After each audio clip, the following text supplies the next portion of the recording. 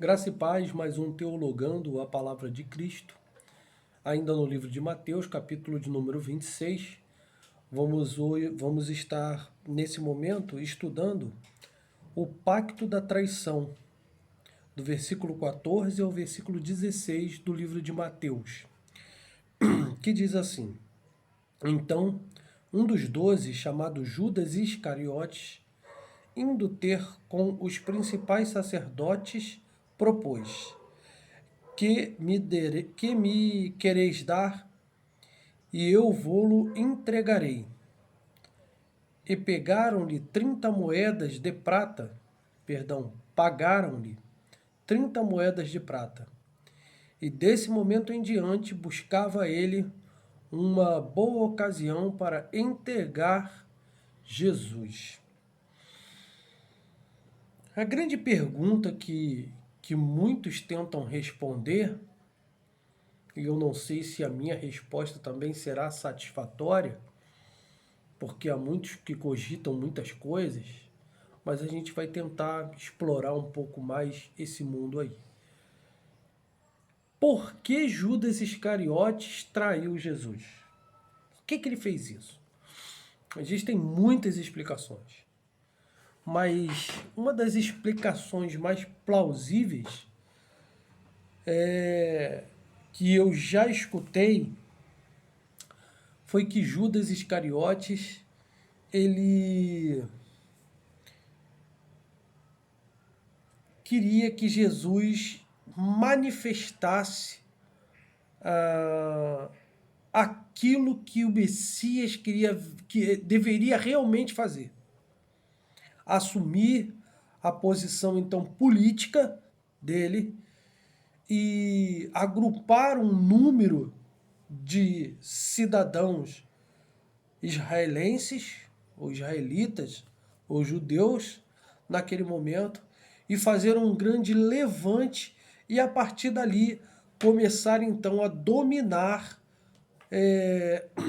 a partir de Israel, começar a dominar todas as nações ao redor, como fez o nosso grande rei Davi. Então, ele esperava que, entregando Jesus, Jesus tomasse, isso impulsionasse Jesus a tomar essa atitude. Uma outra teoria concernente a isso é que, como os demais discípulos eles estavam esperando que Jesus morresse e alguém assumisse então a liderança de Jesus, sendo então aquele que governaria o grupo, então Judas Iscariotes, assim como os outros discípulos, eles estavam esperando justamente isso. Então, uma vez que Jesus falava da sua morte. Mas essa teoria ela é um pouco contraditória, porque, como a gente sabe muito bem, Jesus ainda não tinha aberto os olhos deles para eles poderem enxergar dessa forma, que a morte dele iria então gerar, apesar deles já estarem entre eles cogitando a respeito disso, né? Da morte de Jesus, quem assume o seu lugar? Quem vai ser o primeiro? Né? Quem vai ser o líder de todo mundo?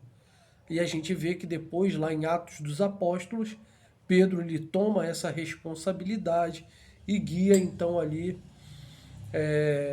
os outros apóstolos e os outros discípulos também, né, a isso. Então Judas ele queria justamente pegar e ser um daqueles que estivesse então à frente, seria o primeiro, e ele acredita que tendo essa atitude de entregar Jesus, e Jesus quando passasse a ser o mestre, né, ele entenderia o que Judas estava fazendo, e ali então promoveria Judas a ser um líder. É uma teoria meio louca, né, que algumas pessoas fazem. Mas vamos lá.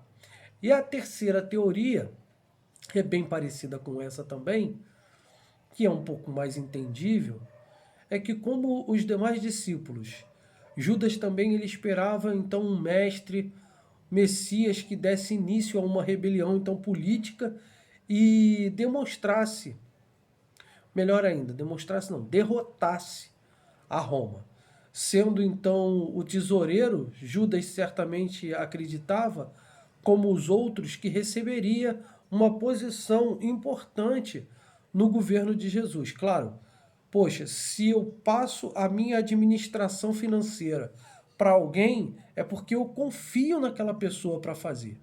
Né? Então eu imagino, e eu acredito que você também imagine dessa maneira, que Judas deveria ser um das que estivessem assim mais próximos e que tivessem mais intimidade com Jesus, ou Jesus tivesse mais intimidade com ele.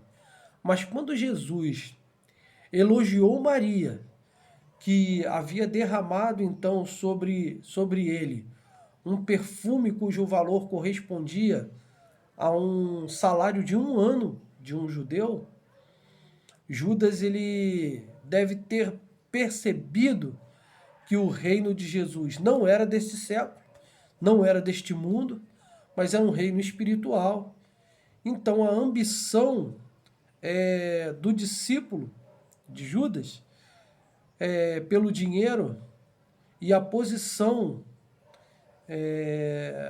não poderia ser, e a posição que ele almejava não poderia ser satisfeita, ele então resolveu naquele momento abandonar o ministério dele com Jesus e assim ele resolveu então traí-lo em troca de dinheiro e favores dos líderes religiosos. Também não é uma boa teoria. Eu acho que a primeira teoria, a qual eu falei, eu acho ela mais coerente com o momento vivido ali. A tudo que estava acontecendo ali ao redor, eu acho que a primeira teoria ela completa mais fica melhor aí nesse conteúdo das escrituras, tá bom? Isso é o meu entendimento. Então, Judas ele foi lá e se propôs então a entregar o Senhor Jesus por 30 moedas de prata. Importante dizer que essas 30 moedas de prata são relatadas de forma profética no livro de Zacarias. Essas 30 moedas de prata, elas são citadas no livro de Zacarias, no capítulo 11, no versículo 12. Ok? É isso aí. E aí, dali para lá, surgindo essa oportunidade de prender Jesus, os sacerdotes, os sumos sacerdotes, os anciãos do povo, eles viram uma oportunidade e aproveitaram essa oportunidade, não esperando terminar a festa da Páscoa. A festa da Páscoa ela tem um período para ser comemorado, tá, gente? Ela não é comemorada em um dia só, não, tá? A Páscoa ela é uma semana, tá bom? Só para vocês terem um entendimento como é a festa da Páscoa. É isso. Esse texto aqui ele é bem curtinho, de um entendimento, como eu falei para vocês, de um entendimento plural. Muitos têm muitas interpretações concernente a esse, mas a mais simples eu acho que é a primeira e a mais entendível, né? Por causa do momento que estava sendo vivido ali. Agora, que o Espírito Santo de Deus esteja a nos continuar a clarear o nosso entendimento para que nós possamos enxergar verdadeiramente aquilo que a palavra de Cristo ela vem a estar falando no nosso coração. Mais um Teologando, a palavra de Cristo, vou terminando por aqui. Que Deus nos abençoe em nome de Jesus e até o próximo Teologando. Graça e paz.